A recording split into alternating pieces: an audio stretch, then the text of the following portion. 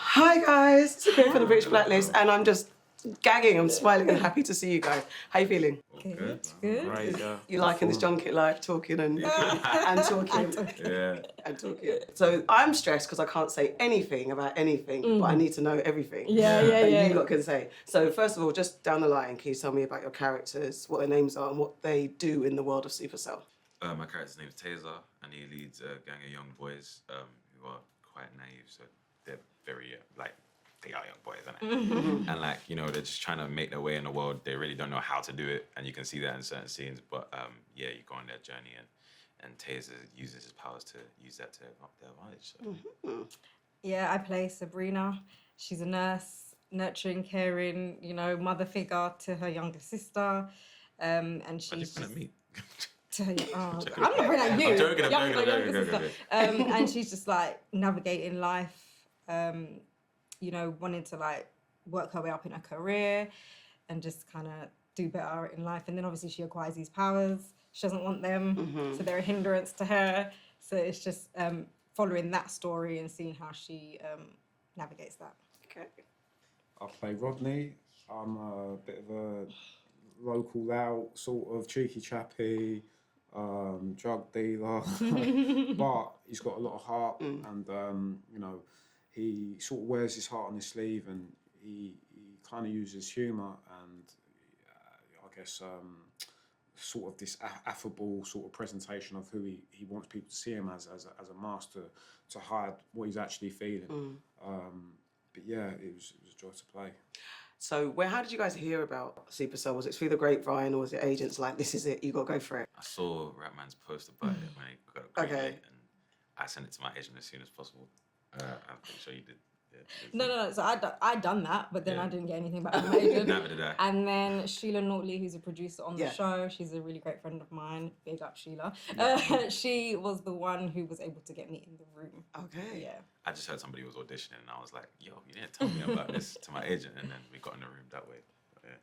I was very fortunate. Raps sort of let me know that this is something he was working on, and he reached out, and obviously as a fan of him, for him to reach out, I took that as a huge compliment, and then I've managed to get an audition from the back of that meet, and did a few self-tapes, and then eventually an in-the-room audition, and then here we are today. Yeah. Okay, you're fine. You just done all this. You're about to go on this career, and this is an amazing next step for you. Thank you. So what does that mean to you for your career in particular? I'm just trying to continue playing versatile characters. Yeah. That's all I'm trying to do. You know what I mean? And this was before Borders, so it was. Okay, I filmed it before, and I was young, and I just took lessons from it.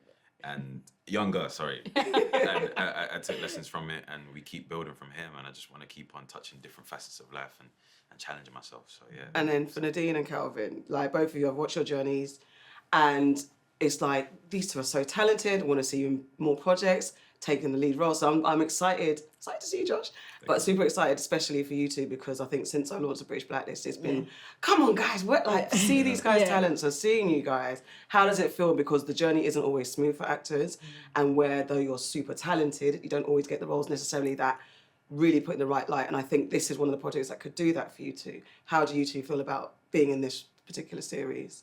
Yeah, literally, I haven't been on a project on this scale. Yeah. So just being on set, being, around those people, it was really a lot that I took from that, and I've learned. I am genuinely happy to be a part of this. Like you said, the graft that it has been. And there was a moment before actually booking this job where I was ready to give up. So this actually means a lot. Yeah. Yeah. And so for you? Just extremely grateful. I mean, I'm happy to obviously be in work, but also to collaborate on a project that I believe in. I spoke about this before, that Raps has created something as a showrunner that has representation in front of screen and behind screen as well. All the HODs are of colour, and for me, I've been lucky enough to work on a few sets in my career, and very seldom do I ever see what we had on Supacell. So for that reason, it was extremely special to me, and regardless of how it's received, I'll never forget this job. So, can you speak to some of, like, obviously you're working with special effects, green screen. I don't know how you act to the air. Just give us some tips, please. I mean, I can't say too much about my. I know. team, but I let these lot take it.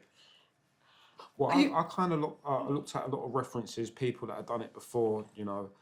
So I made myself privy to what could be achieved with VFX and even practical effects. And you know, in pre-production, I've made myself known to the person who's going to be the VFX supervisor, Taylor, and he allowed me to see, all right, cool, this is what the eyes are going to look like, certain things. So when I was on set, I had a reference point in my mind of this is what it's going to look like.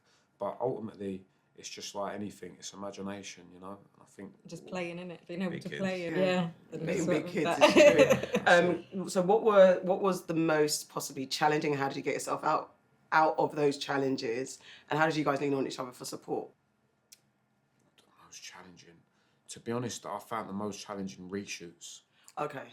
There was an element of reshoots, and obviously, like most shows, you call wrap and then you come back after like 6 months, and getting your head back into the psychology. Okay, You're not coming back for a season 2. You're coming back to shoot what you've already shot. But you know, having the creator there, it helped. You know, and obviously I kept a journal of where my character was at, so I kind of knew. But you know, that bit I found challenging. But we all shared that. We did. Yeah. Right, last question. So if there was a real life Supercell of superheroes, right? Yeah. Okay.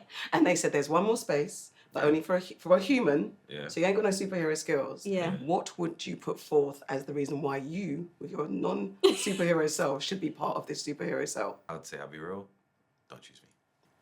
Really? Would you say Don't don't? choose me. You'd be scared. Not scared. I'm not gonna do nothing. For Who you. would you put I'm forward? not gonna. I'm dead. Talking about out of us, who would you put forward? Yeah, you No. you yourself personally. Yeah. If you were to go, what would you say to them? Like, I should be. Oh, How would okay. you argue your case? And I said, I'm useless to you. Like, Yeah. I'll be like, I am the quiet assassin. Oh. Jim go right here, bro. I'm the quiet assassin. She's my PT. You don't know. I like that. Calvin's still thinking. I'll just say, look, guys, you know me. I'm an honest guy. Guys, like I said, I'm super excited for you. Thank I'm proud of you.